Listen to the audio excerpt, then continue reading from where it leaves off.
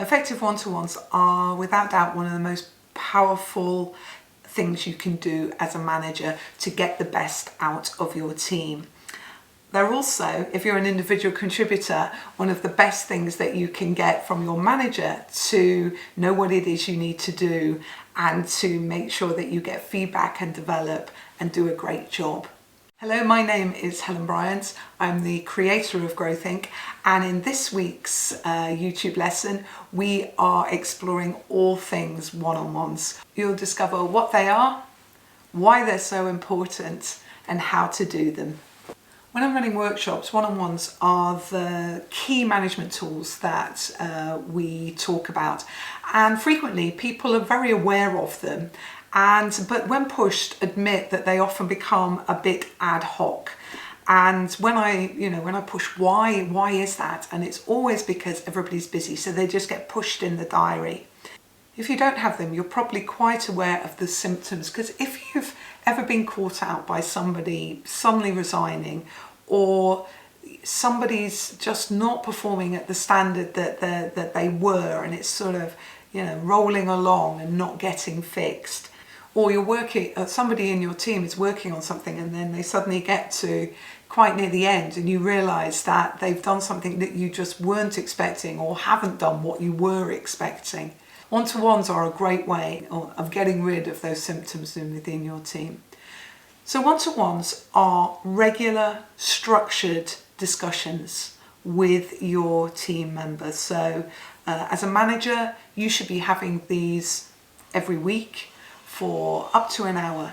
And you think that sounds like a lot of time, but in fact what it does is you're putting all of your attention on that person at that one time. But one-on-ones are a fantastic way of making sure both you and your team are productive, to bringing clarity about what it is that you're working on, making sure that you're aligned and you have the same view of the world, and building trust and building stronger relationships with your team, which are fundamental foundations of leadership. So these week in, week out conversations can become the heartbeat of how you work, the point where you just touch in. I often think that managing a team is like spinning plates. People have different needs at different times, and when you spin plates, it's like it's a bit of time to get it going, and then it's just that appropriate amount of touch to keep it going. And that's what one-to-ones are. They're just the right amount of touch to keep that person going, working at their best, and achieving your team goals together. So the benefits of one-to-ones: first off, it really encourages accountability. Somebody who is accountable is completely responsible for what it is that they're doing, and they are answerable for it, because it's a level of ownership of a task or set of responsibilities. And the more accountability you can have within your team, where people really own what it is they're doing, the more proactive that they will be, and a greater asset they will be to your organisation. The next benefit of one-to-ones is that it brings clarity to the work and also the priorities. We work in really fast-moving environments and things just change so fast. So these regular catch-ups just keep everybody aligned. It means that you can track performance. So in order to achieve your goals, we need to be keeping on top of how we're progressing against those objectives. The other positive benefit is that you tend to spot issues quite early on. So you have these good open discussions, and when you're asking your team member, how are things going? Are there any issues? Then when you have that open environment, you start to spot them so much sooner than you normally would do. And that means that you are well placed as a team to solve those problems. Now, it will also improve the capability of your team, because it's an opportunity for feedback and coaching to help them get better at what it is that they are doing. And as I said, you'll build a better relationship. But for you, of all the other things you need to do, the thing it will also give you is control and time. So all that ad hoc noise that just keeps coming through your email box or on your Slack chat, what you can do is really kind of concertina those discussions, and then a lot of that noise just goes away.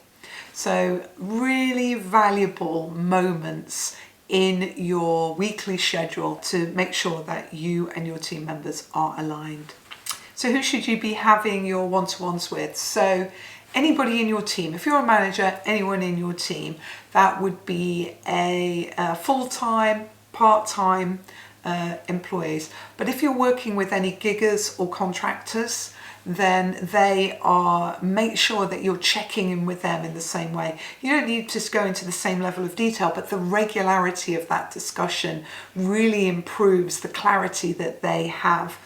And I think in this virtual world in which we're working now, this kind of time frame is even more important, because people are working on their own and can feel quite isolated and may be out of the loop. So the importance of that regular touch point and conversation, I think in our current world, is even more important. The thing that I do is I block time out in a week when I am doing my one-to-ones. So for me, I tend to catch up with my team on Mondays, and that means that they're sort of set in the calendar, and we know they are going to happen. And protecting that time is so important, and it can be really difficult, but the more that you can time block and keep that regularity, the more it goes into a kind of rhythm of how you work. So what do you talk about in these one-to-ones? Now, the number one thing is to recognize that it is a two-way conversation. It is not just for you to talk about what you think is important. It really is an opportunity for the person you're having the one-on-one with to talk about what is important to them. In just a couple of weeks, I'm going to do a YouTube on the key communication skills and how to make each one of these conversations really work for you. So look out for that. The starting point when you start is just to find out how they are. And make sure that you spend time doing that at the start. People have got all manner of things going on in their lives, and the more open you can make that relationship, the deeper the level of relationship and trust you will build with those individuals. So do spend a bit of time finding out how they are, what's going on, what's important to them, what do they think about things that are going on within your organisation. Just really be interested and care about their lives. The next thing to do would be to catch up from the last one-to-one. So you may have agreed some priorities, you may have agreed some actions. So find out what's happened on them. And so time to ask lots of questions about what's been going on. Are there any issues? Then there's time to focus on what is the current priorities or activities that the individual is working on, and get an update on where they are. And really what you're finding out there is what's happening, what's going really well, and it's an opportunity for positive feedback. Or are there any issues? As I said, one of the benefits is you often can spot issues quite early on. So asking people what's going on, are there any issues? What do they think they should do about those? Helps support that problem-solving attitude that can be so valuable within your team. The next thing is to agree the priorities for the coming week. So what's really important? What are the high value activities that you really want them to keep focused on? And there's an opportunity after this for coaching and feedback. What is it that that person is working on in terms of their personal development? Week in, week out, you can really see your team develop and grow within their role if you keep those few minutes of talking about how they're performing as well as what they're doing. It's an opportunity for feedback, but that feedback should be two-way. So an opportunity for you to give feedback, but also to ask for feedback, asking, what's going well, what could I do better? That having that really open channel of feedback in these weekly meetings, again, will build the depth of your relationship and encourage high performance. And then at the end, you agree any decisions or actions and just confirm that. Now, there's a download worksheet to help you do this. It's just down here. Click on the link and you'll be able to get it to help you get going. I normally say when you schedule your one-to-ones to book an hour. You find that once you get going, you don't always need an hour, and then you just get a bonus 20 minutes at the end of it. But sometimes people need time to talk, and if you go for much shorter, I find that you always run out of time, and the bit that always goes is the relationship building or the coaching and development. We always find time for the task talking. So plan on an hour, and then if you don't need an hour, then let that go.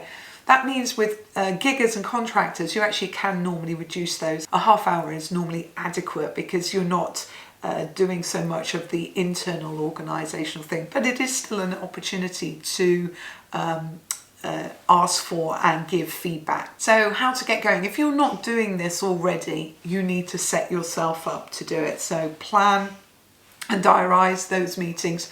You'll need to explain to your team what's changed, what's this new approach. So think how you're going to launch it with them. Share the worksheet so that they both you and they come prepared and ready for that discussion. But really explain what good looks like for you in running a great one-on-one, and that will make such a difference and get you going that much faster. And I have one other tip which I think is really, really important. In fact, funnily enough, somebody I was coaching told me about this exact situation just a little while ago, and that is never, ever multitask. It is disrespectful to call a meeting and not be present and really focus on that individual. So whatever the distraction, get rid of your phone, turn your computer off, and really focus on the person that you're talking with. Don't try and do anything else at the same time, especially if you're working virtually. It's so easy to do it. If you are working virtually, camera on, do it on Zoom or whatever your meeting format of choice, but really insist on camera on and have remove as much as we can of not being sitting face to face in real life by at least making the most of it when we're working virtually. James Clear says in his book Atomic Habits that if you want to succeed at something and create new habits for how you work, you need to set up a system. Regular structured one-to-ones is a system for success in the way in which you work with your team. And just a word for any individual whose manager is not doing one-to-ones and is watching this YouTube. The tips for you are to use the worksheet round the other way around. So ask for the time, be proactive in asking for the time, and explain why. That you want clarity on what it is that you are working on, that you would really appreciate some feedback and learn from their perspective. So push to have that time, and then just use the worksheet as a guide of things that you could ask questions the other way around. A really useful statement to use is, I just want to get clear that we're on the same page. That sort of helps you open up that conversation with your line manager. And that the more you then have those conversations, the more you can say at the end, I really valued this time. I would like to, I would welcome having this kind of conversation every week. You can download the worksheet just below. If you found this video useful, please subscribe, like and ring the bell and let other people know. My aim is that I build up a valuable library of short lessons to help you learn the skills to thrive in your career. If there is anything that you would like me to focus on, please let me know in the comments. If you have any questions, I'm around. I will answer them. Just put your questions in the comments. Okay, until next week, I'll see you then.